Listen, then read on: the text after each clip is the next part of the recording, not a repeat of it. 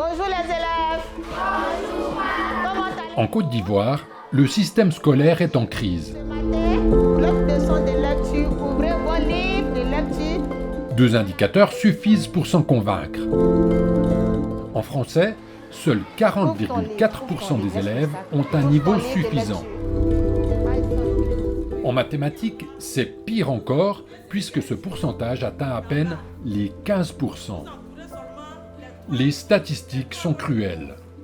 Non seulement les élèves ivoiriens ont un niveau très bas en comparaison internationale, mais nombreux sont ceux qui abandonnent l'école en cours de route.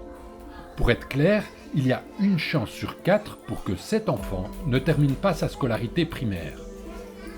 Un vrai problème quand on sait que la prospérité d'une société dépend en grande partie de l'éducation de ses forces vives, la jeunesse.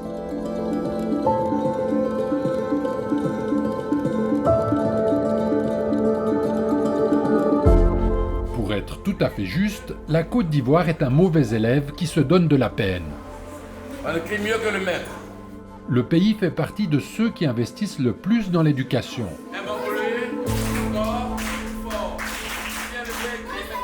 Pourquoi les résultats ne suivent-ils pas? Les causes sont multiples et parfois complexes. La Côte d'Ivoire connaît une forte croissance démographique.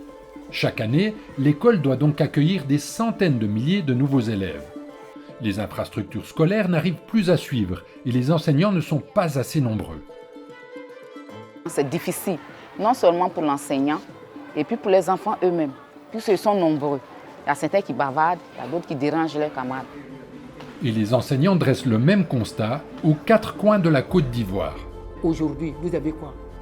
100 élèves, 70 élèves, 88 élèves.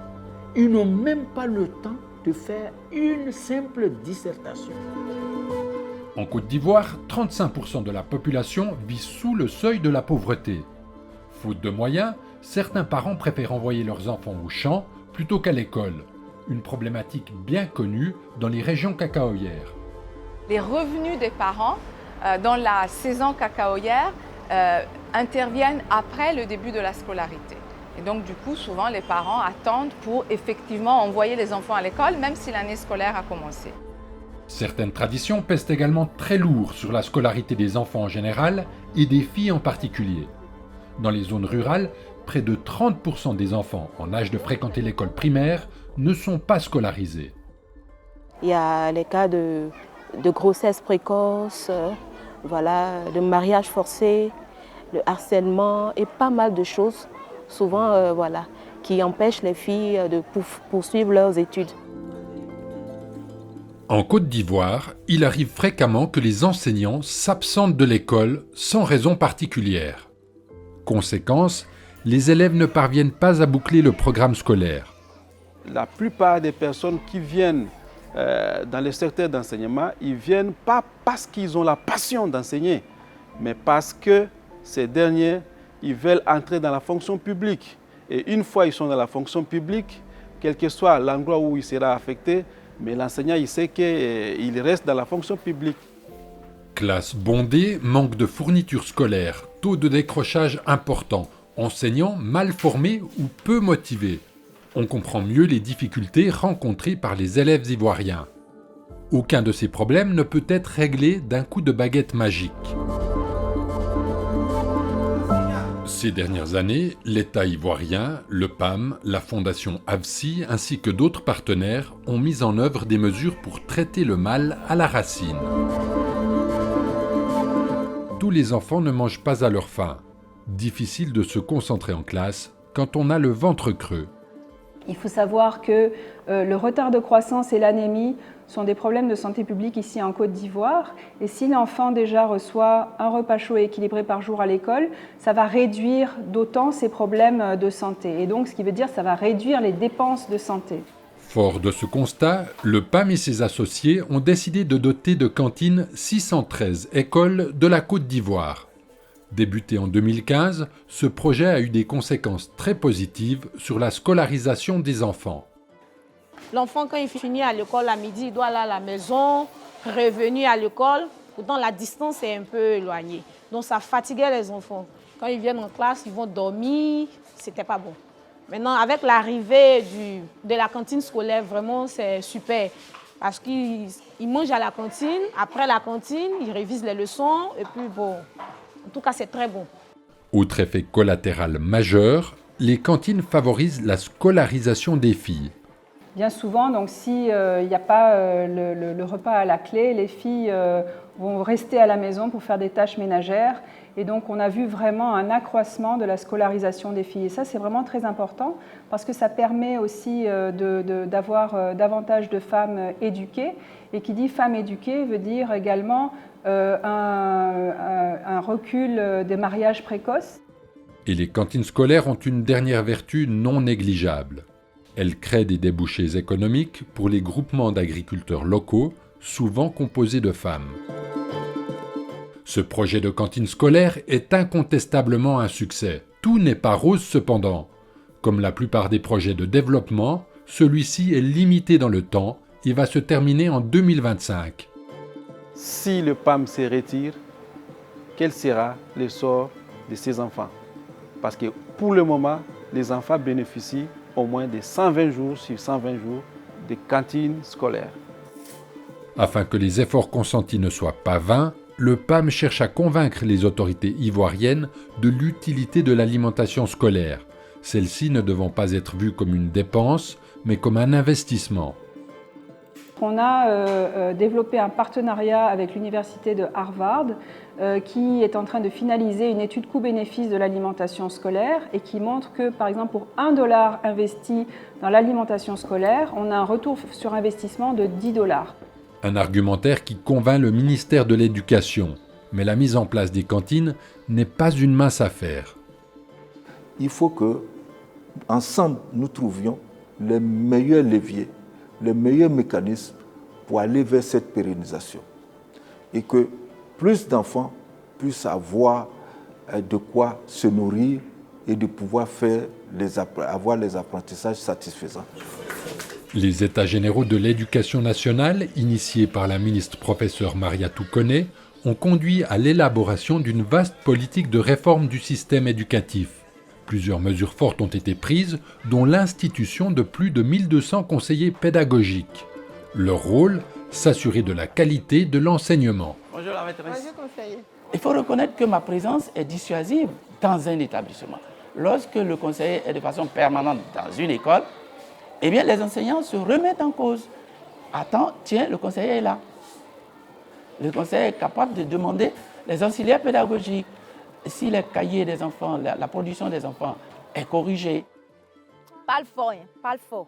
Pour améliorer les compétences pédagogiques des enseignants, AFSI les a formés à la lecture-animation, une méthode simple et efficace qui permet de motiver les enfants. Bien que ses amis alors. Lorsque la maîtresse explique l'histoire, ça attise la curiosité des enfants. Ils veulent connaître la suite de l'histoire. Donc du coup, à chaque fois qu'il y a la lecture-animation, les élèves viennent. Ça permet aussi aux enfants de s'exprimer mieux en français. Ça améliore leur expression orale, leur expression écrite. En plus de cette formation à la lecture-animation, les enseignants ont reçu un grand soutien matériel consistant entre autres de 14 700 planches de lecture, 7 000 bâches didactiques, 2 600 bibliothèques mobiles dotées chacune d'une trentaine de livres, 650 kits de matériel sportif et 50 motos pour les conseillers pédagogiques. Ces mesures ont déjà démontré leur efficacité. Pendant longtemps à la peine en lecture, moquée par ses camarades, Divine a fait d'immenses progrès. Comme une reine, pas comme les autres. Ici, on lit beaucoup. Il y a les livres pour lire. Il y a une bibliothèque qui est ouverte. Donc, si tu veux lire, tu t'en vas chez la directrice. Elle te donne un livre, tu lis à la maison. Tu vas, elle te donne un autre livre. Manque de livres et de fournitures, mais aussi installations vétustes, nuisent à la transmission du savoir. En mauvais état et dépourvues d'électricité, de nombreuses salles de classe ne peuvent tout simplement pas accueillir les enfants dans de bonnes conditions. L'ONG AFSI a donc décidé de réhabiliter entièrement plusieurs écoles, comme celle de Timbani, au nord de la Côte d'Ivoire. Ça permet déjà à l'enseignant même de se mettre dans sa support d'enseignants, c'est-à-dire pour éduquer réellement les enfants. Et au niveau des enfants aussi, quand ils voient déjà que leur bâtiment est dans cet état, les enfants ils sont contents. L'ONG AFSI a installé 150 points d'eau dans les cours d'école. Infrastructure d'apparence anodine mais pourtant si cruciale, les latrines. L'ONG AFSI en a rénové ou tout simplement construit une centaine à travers le pays.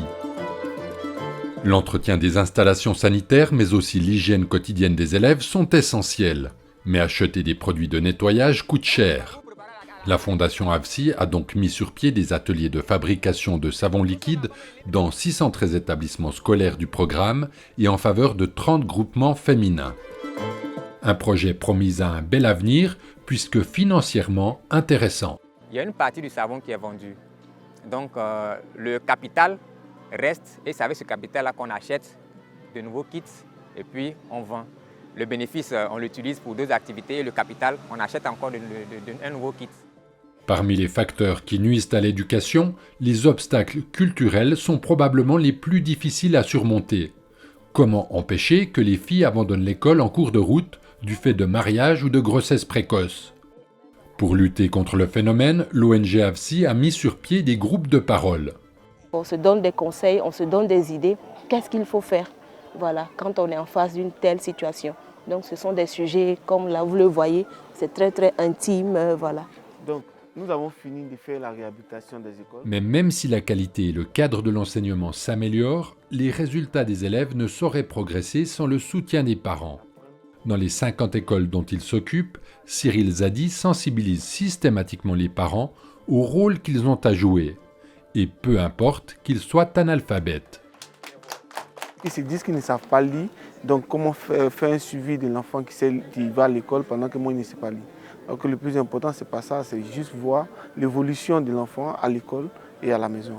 En posant la question même dans sa langue à l'enfant, qu'est-ce que vous avez fait aujourd'hui, où vous êtes, vous avez fait quoi, vous avez écrit quoi. L'école est l'affaire de toutes et de tous, autorités politiques, corps enseignants et parents. En tirant à la même corde, il est possible d'améliorer le niveau de l'éducation. Être dernier de classe n'est pas une fatalité. Améliorer l'environnement scolaire et l'encadrement des élèves est indispensable. C'est ici qu'on forme les citoyennes et les citoyens de demain. L'avenir du pays en dépend.